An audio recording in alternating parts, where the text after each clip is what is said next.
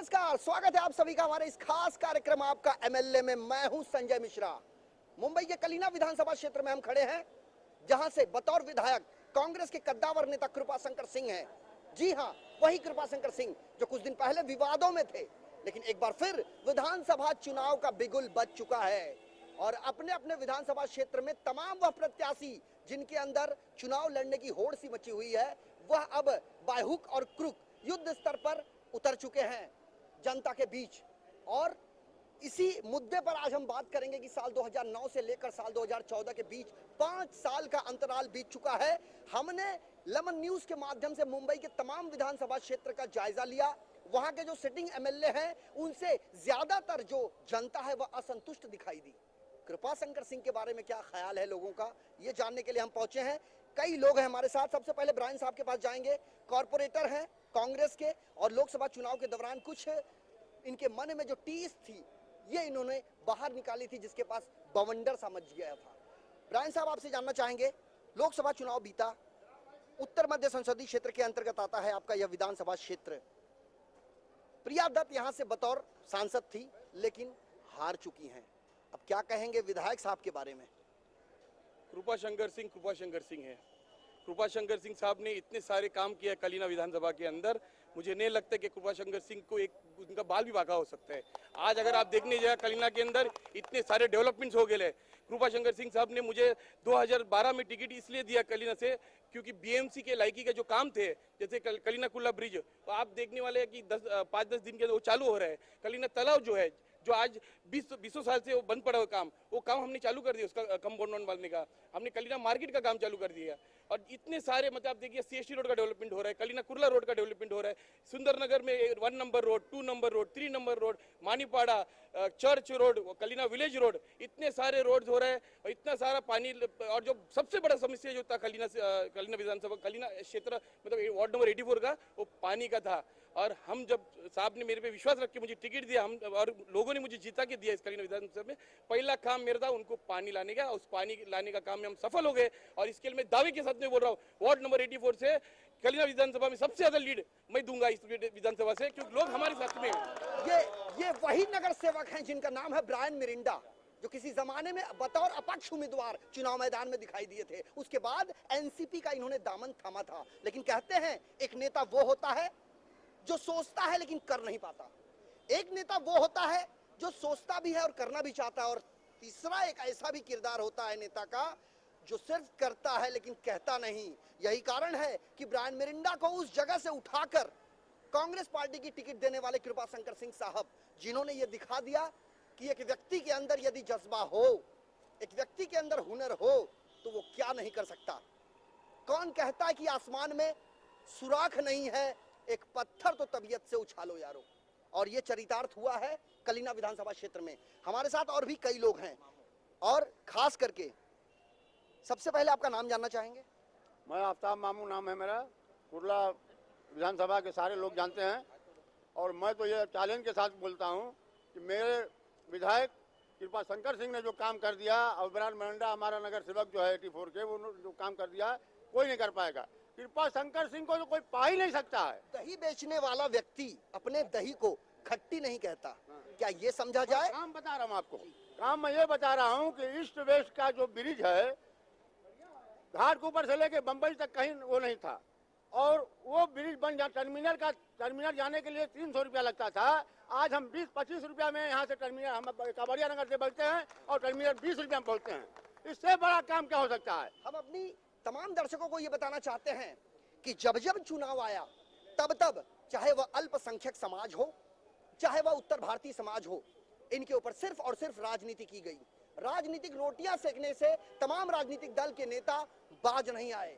लेकिन इतना तो तय है कि उत्तर भारतीयों को कोई अपना एक रहनुमा नहीं मिल पा रहा था। ऐसे में कृपाशंकर सिंह एक रहनुमा बनकर उनके बीच उतरे, और ना सिर्फ उतरे बल्कि उनकी समस्याओं को उन्हें निजात भी दिलाने का उन्होंने काम किया। बहरहाल हम वो कह रहे हैं जो जनता कह रही है।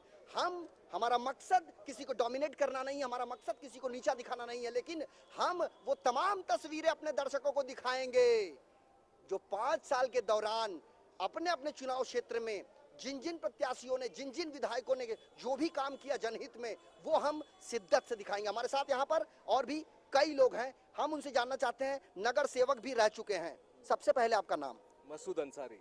अंसारी साहब, ये बताइए, कठिन ये रास्ता बड़ा जटिल लग रहा है। एक तरफ लोकसभा चुनाव में मोदी की लहर देखी गई और उसका ये नतीजा निकला कि मोदी नामक उस नाव में जो उम्मीदवार उतरे उनकी वैतरनी पार हो गई।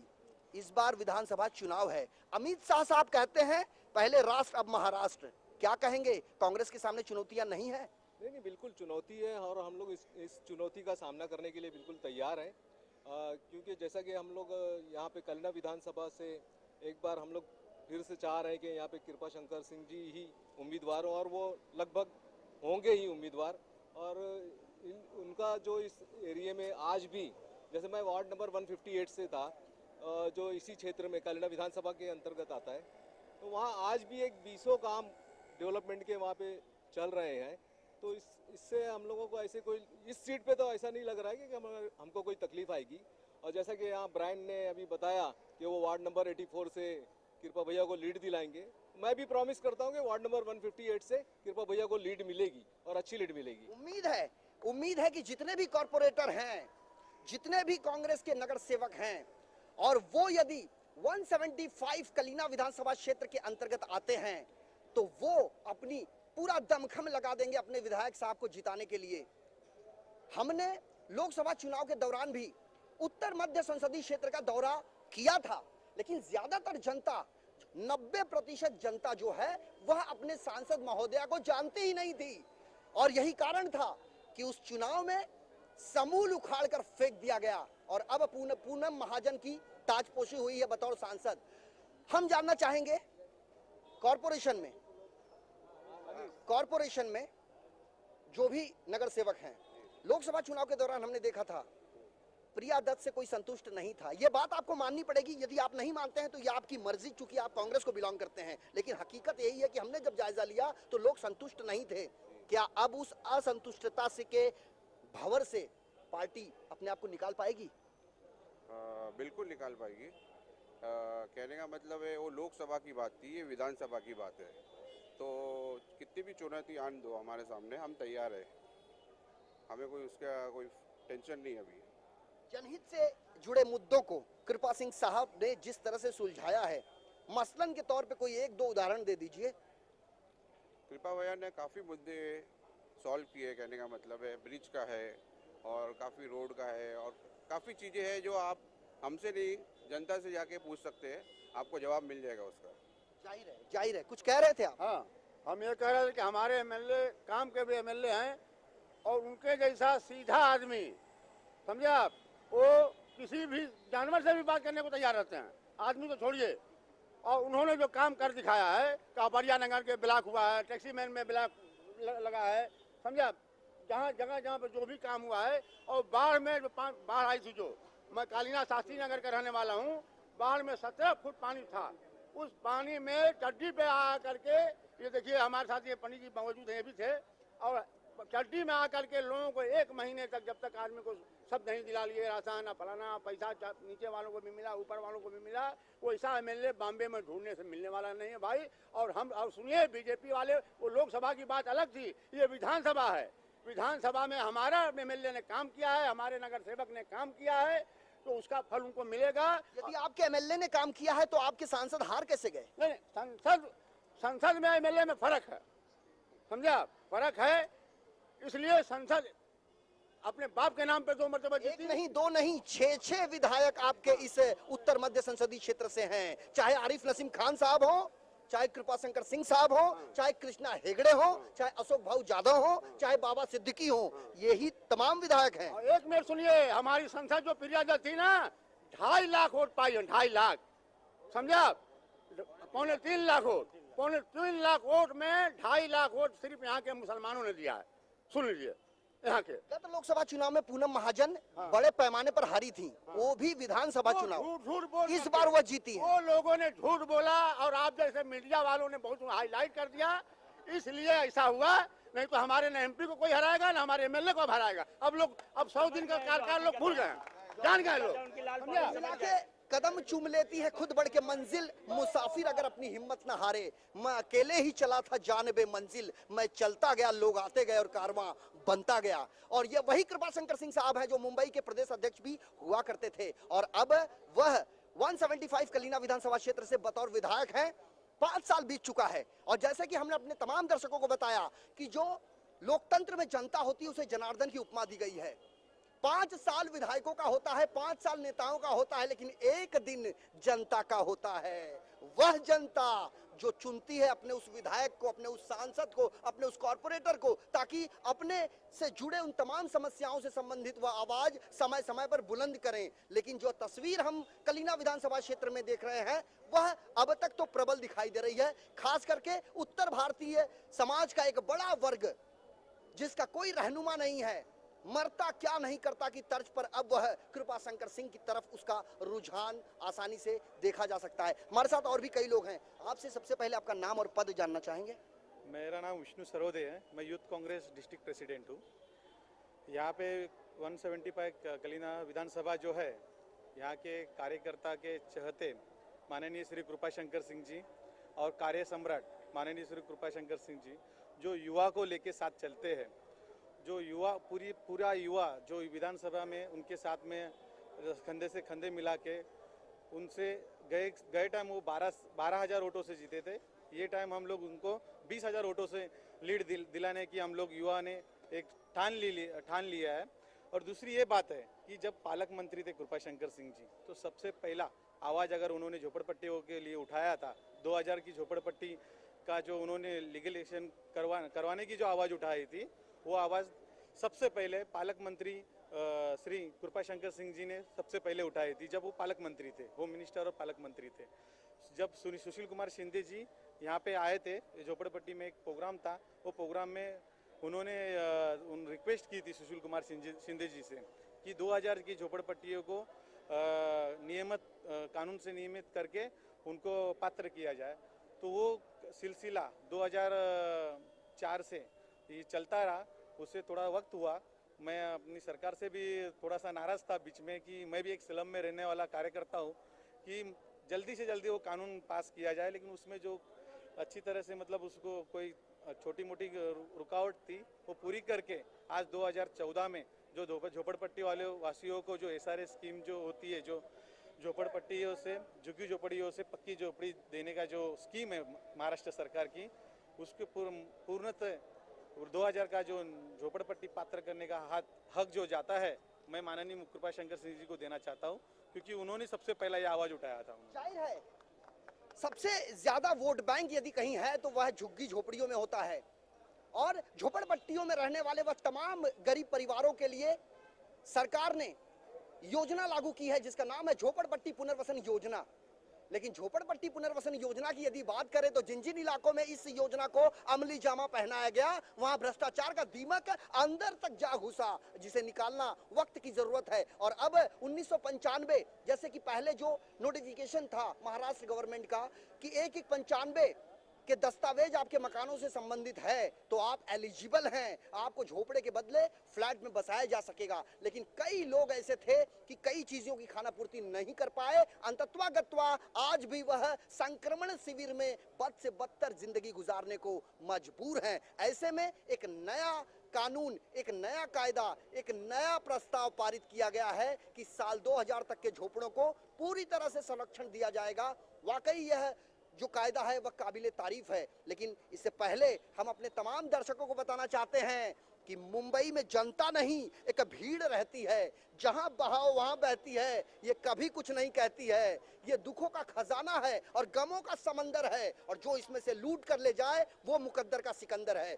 इसी प्रकार से एक नूरा कुश्ती चल रही है तमाम राजनीतिक दल के उन तमाम प्रत्याशियों में जिनके अंदर चुनाव लड़ने की एक जिज्ञासा बनी हुई है। अंतत्वा गत्वा पार्टी उन्हें टिकट देती है या नहीं ये तो देखने वाली बात होगी। लेकिन वर्तमान में 175 विधानसभा क्षेत्र में हम खड़े हैं, कृपाशंकर सिंह जहां के विधायक हैं। एक बार फिर ब्रायन साहब के पास हम जाएंगे और ब्रायन साहब से ये जानने की कोशिश करते हैं, हमने कई विधानसभा क्षेत्र का जायजा लिया ब्रायन साहब, ये कहने में अतिशयोक्ति नहीं होगी कि आपके पार्टी के भी कुछ विधायक ऐसे हैं जिन्होंने अपने विधानसभा क्षेत्र में काम नहीं किया है। इसका खामियाजा कहीं ना कहीं सांसद महोदय को भुगतना पड़ा, उठाना पड़ा। ऐसे में कृपाशंकर सिंह साहब के सामने किस प्रकार की चुनौती आपको दिखाई दे रही है? एक खूबी है कृपाशंकर सिंह साहब का कि उसने कोई भी जात धर्म होने दो, आज तक ऐसा नहीं किया कि मैं हिंदू सिर्फ हिंदुओं का काम करेगा। लेकिन कृपाशंकर सिंह साहब आप देखिएगा तो जब देखिए तो दलित का मंदिर में जाते रहते हैं, जैन लोग के दरसा में जाते रहते हैं, वाकोला चर्च में, कलीना चर्च में, कुर्ला चर्च में बहुत फेमस है वो। तो साहब ने हर धर्म के लोग को साथ में लेके चला है। और धर्म की बात और लेके चलने की बात वो दूसरी बात है। और डेवलपमेंट अगर आप देखिए तो कलीना विभाग के अंदर बहुत सारे डेवलपमेंट्स हो गए, बहुत सारे स्कीम्स ऐसे है। जैसे अभी हमारा इधर एक प्रतीक्षा नगर बोल की एक स्कीम है, वो स्कीम बहुत सारे, वो 180 वाला स्कीम जो SRD वाली स्कीम थी, इस साहब ने बीच में बैठ के और डेवलपर और लोगों के बीच में बैठ के उस स्कीम को चालू कर दिया। और ये 15 अगस्त को उनको चाबी भी दे दिया। आज आप देखने आएगा और एक कुछ वकोला ब्रिज पे स्कीम में साहब को बुलाया है, लेकिन इस मीटिंग की वजह से साहब जा नहीं पाया। उस स्कीम के अंदर बहुत सारे एक 15 साल पहले का स्कीम अटकेला स्कीम है, वो भी स्कीम साहब ने चालू कर दिया। मतलब साहब ने लोगों का जो काम किया है, मैं ये सोचता हूँ कि ये जो वोटिंग मिलेगा ये साहब के नाम पे, सिर्फ साहब के नाम पे। और जो आप बोलेंगे सांसद मैडम का जो है वो एक अलग वेव था, मोदी वेव था, सुनामी था। ये सुनामी इस लोक विधानसभा की चुनाव में कोई सुनामी नहीं आएगा। मोदी अपनी जगह पे है, महाराष्ट्र के अंदर कांग्रेस एनसीपी का सरकार सक्षम है और हम लोग इस टाइम पे भी चौथा बार अपना झंडा फड़काएंगे मंत्रालय के बाद। जाहिर है ये पिछली बार मोदी की लहर थी, लेकिन मोदी की लहर लोकसभा तक सीमित थी, ऐसा कहना इनका है। हमारे साथ कृपाशंकर पांडे साहब हैं, हम उनसे ये जानने की कोशिश करते हैं। युवा पीढ़ी देश का भविष्य कहलाती है। आपके इस विधानसभा क्षेत्र में ऐसे कितने युवा बेरोजगार थे या हैं जिन्हें कृपाशंकर सिंह साहब ने रोजगार मुहैया करवाया? ऐसे कितने गरीब परिवार हैं जिनका पुनर्वसन नहीं हो पा रहा था? झोपड़पट्टी पुनर्वसन योजना हो या अन्य बुनियादी सुविधाएं हो, आपसे सिर्फ एक दो उदाहरण जानना चाहेंगे संक्षेप में। ऐसा है कि हमारे क्षेत्र के विधायक कृपाशंकर सिंह जी युवाओं की प्रेरणा है, हरदम युवाओं को साथ में लेके चलते हैं। अभी पिछले बहुत यहाँ पर कई लोगों को काम दिलाने का काम, जैसे यूथ कांग्रेस के अभी हमने जॉब फेयर रखा था, उसमें कम से कम हमारे हिसाब से 200-300 लोग, उसमें 200-300 लोग अच्छे कंपनियों में अच्छी जगह जॉब पे लगे, वो भी एक ही दिन में। उनको वहीं पर कंपनियां वहीं पर आई, वहीं पर इंटरव्यू लिया, वहीं पर जॉब पे किया गया। उसके बाद कुछ लोगों जो जिनका फॉर्म लिया गया था उनको बाद में बुला के उनको जॉब पे रखा गया। ऐसे कई उदाहरण है। और कृपाशंकर जी खुद ही इतने अच्छे, कहीं रिलायंस में हो, बड़ी बड़ी कंपनी में उनके परिचय हैं, युवाओं को वहाँ पर नौकरियों के लिए उनको भेजते रहते हैं, उनको मदद करते हैं। और जो आपने बोला कि गरीबों के लिए, कृपाशंकर सिंह के ऊपर काफ़ी जो विरोधी लोग हैं केवल गरीबों की मदद करने की वजह से उनके विरोध में जाते हैं। कारण यही है क्योंकि गरीबों के साथ में खड़े रहते हैं और कुछ लोग व्यापारियों और अन्य लोगों के साथ में खड़े, इसलिए दोनों के बीच में खाई है। उसकी वजह से बड़े बड़े लोग जो है, और जो आप मीडिया की वजह से जो बड़े उनके ऊपर केसेस हुए, जो भी XY जुड़ हुआ, उसके पीछे अगर अंदर तक आप जाएंगे तो फिर सब गरीबी और अमीरी के बीच में बहुत बड़ा फासला है। गरीबों के साथ कृपाशंकर सिंह है, अमीरों के साथ वो लोग हैं जो उनके ऊपर आरोप लगा रहे हैं। जाहिर है गरीबों और अमीरों के बीच में बहुत बड़ा फासला है और इस फासले में कहीं ना कहीं कृपाशंकर सिंह साहब को गरीबों के पाले में देखा जा रहा है। शायद कुछ व्यापारी वर्ग के लोग, कुछ प्रतिष्ठित समुदाय के लोग, उन्हें यह बातें नागवार गुजर रही है, लिहाजा वो कहीं ना कहीं से सपोर्ट करने से कतरा रहे हैं। अब ऐसे में इस चुनौती का सामना कृपाशंकर सिंह कैसे कर पाते हैं, ये देखने वाली बात होगी। बहरहाल हमारे साथ एक सज्जन और हैं, हम उनसे ये जानने की कोशिश करते हैं आपका नाम और वर्तमान जो स्थिति है महाराष्ट्र में विधानसभा चुनाव की, खास करके बात की जाए कलीना विधानसभा क्षेत्र की, इसे आप किस नजरिए से देख रहे हैं? देखिए, सबसे पहली बात तो मैं आपको ये बता दूं कि लोकसभा का जो चुनाव हुआ उसके पीछे एक पूरी योजना बनाई गई, पिछले 1 आध साल से तैयारी की गई। जो गर्भ में जो चीज़ें हैं या जो करना है उन चीज़ों को मोबिलाइज किया गया, ऐसी चीज़ों को दिखाया गया, ऐसे सपने दिखाए गए जनता को कि जो संभव ही नहीं है। जाहिर है कि 10 साल से 15 साल से हम सत्ता में थे, हमसे 100% अपेक्षाएं रखी जाती है, हमने किए भी, हमारी सरकार ने किया। लेकिन अगर यदि एक काम भी हम नहीं कर सके तो लोग उसी को बुनियादी मुद्दा बना करके उसको उछालते हैं कि सरकार विफल हो गई, कांग्रेस विफल हो गई। ऐसा नहीं है, हमारी सरकार ने 1,71,000 योजनाएं 10 साल के अंदर चलाई, लेकिन चूंकि जो चौथा स्तंभ है, आप समझ रहे हैं, मीडिया, इसकी भी बड़ी जिम्मेदारी बनती है कि अगर हमने काम किए हैं तो उसकी सराहना होनी चाहिए, और यदि काम नहीं किया है तो निंदा कीजिए। ये तो लोकतंत्र में सभी को अधिकार है। तो हमने कार्य किए थे। लोकसभा की परिस्थितियां अलग होती हैं, लोकसभा की अपेक्षाएं और होती हैं। एक जादूगरी करके किसी एक चुनाव को भुनाया जा सकता है, जीता जा सकता है, लेकिन विधानसभा की बात है। विधानसभा में, जिस विधानसभा में मैं खड़ा हूं, मेरा नाम नबी रहीम खान है, इस विधानसभा में कार्यकर्ताओं की एक ऐसी फौज है जो मैं समझता हूं कि इस जंग रूपी समर में विरोधी हमारे सामने टिकेंगे नहीं, और हम इतने भारी मतों से आदरणीय कृपा शंकर सिंह जी को जिताएंगे कि इस बार इस विषम और विकट परिस्थितियों में भी हम एक इतिहास रचेंगे। और आने वाले दिन में जब चुनाव के नतीजे परिणाम सामने आएंगे तो आप देखिएगा कि कृपा शंकर सिंह जी यहां से बंबई की सीटों में सबसे भारी लीड से चुनाव जीत रहे हैं, इसमें कोई संदेह नहीं है। 100 नहीं, 1000 नहीं, बल्कि 1,71,000 योजनाएं जो इन्होंने अभी अभी बताया। कांग्रेस पार्टी को बिलोंग करते हैं कि सत्ता में 10 साल आसीन रहने के बाद कांग्रेस पार्टी ने 1,71,000 योजनाओं को पारित किया, उनको प्रस्ताव को पारित किया जो जनहित से जुड़े हुए तमाम चीजें थे। और ऐसे में मीडिया का भी फर्ज बनता है, इस बात को मानना होगा कि लोकतंत्र का चतुर्थ स्तंभ कहे जाने वाले पत्रकारिता, इनकी भी एक जवाबदेही बनती है कि यदि नेताओं का विरोध किया जाता है तो उनका समर्थन भी होना जरूरी है, यदि वह काम करते हैं तो। और हम अपने तमाम जनता को यह बताना चाहेंगे कि जिन जिन इलाकों में लेमन न्यूज की टीम पहुंच रही है और वहां के जो भी सिटिंग एमएलए हैं, पिछले 5 सालों में उन्होंने क्या काम किया है, ये रिपोर्ट कार्ड तो हम विधायक साहब से मांगेंगे ही, साथ में जनता से भी पूछेंगे कि वह अपने 5 साल के क्रियाकलापों से, विधायक साहब के उन कामों से कितना संतुष्ट हैं। हमारे साथ यहाँ पर और भी कई लोग हैं। आपसे जानना चाहेंगे, बतौर युवा क्या सोचते हैं आप, क्योंकि इस बार एक कड़ी चुनौती है। साल 2009 में कहीं आम आदमी पार्टी भी नहीं थी, 4 राज्यों में विधानसभा चुनाव हुआ, शीला सरकार को सबूल उखाड़ फेंक दिया आम आदमी पार्टी ने। एक तरफ उसका भी डर, दूसरी तरफ केंद्र में नरेंद्र मोदी साहब की ताजपोशी हुई बतौर प्रधानमंत्री के रूप में, और कहा गया कि अच्छे दिन आएंगे। क्या लगता है आपको? मैं सिर्फ एक ही बात कहना चाहता हूँ, अमित शाह जी ने कहा है कि राष्ट्र अब महाराष्ट्र, जो राष्ट्र में जो धोखेबाजी से, जो लोकसभा में जो झूठ बोल के, जो पिक्चर पे नहीं है वो पिक्चरें दिखा के जो आए हैं, लेकिन इस बार विधानसभा में महाराष्ट्र में हम उनको नहीं आने देंगे। हम पूरी हमारी कमर कस ली है।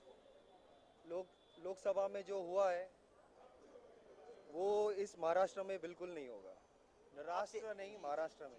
बड़े संक्षेप में, मेरे पास समय की काफी कमी है। दूसरी ये बात है, मैं आपसे चैनल के माध्यम से ये कहना चाहता हूँ कि 15 साल कांग्रेस का जन जन का काम किया है, और जन जन का सम्मान कांग्रेस सरकार हमेशा करती रहेगी।